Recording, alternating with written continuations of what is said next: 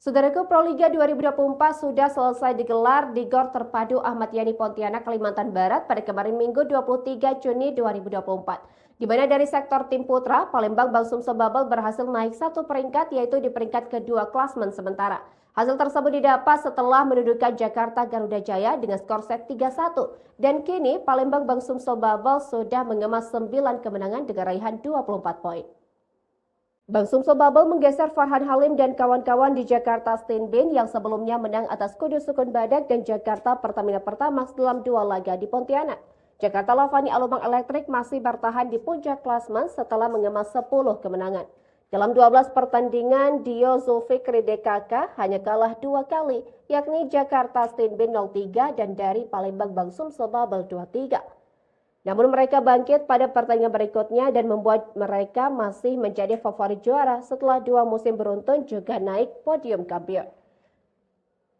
Pada bagian putri, Jakarta Win akhirnya menelan kekalahan setelah membukukan 5 kemenangan beruntun pada putaran kedua.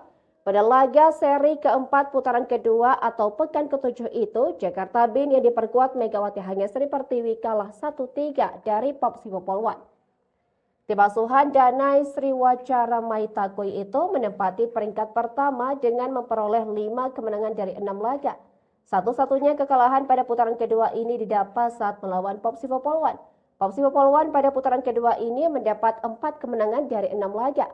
Sama dengan jumlah kemenangan yang dicapai oleh Jakarta Electric PLN, namun Popsivo lebih baik poin dari PLN yakni 14 poin, sedangkan Electric 10 poin.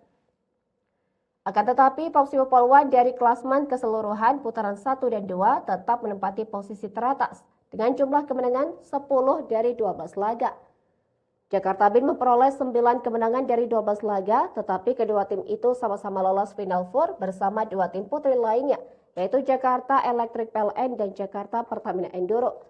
Hasil putaran reguler menjadi pemanasan tim yang lolos Final Four sebelum mereka kembali bertarung pada putaran pertama di Gor Bung Tomo, Surabaya pada 4-7 Juli mendatang.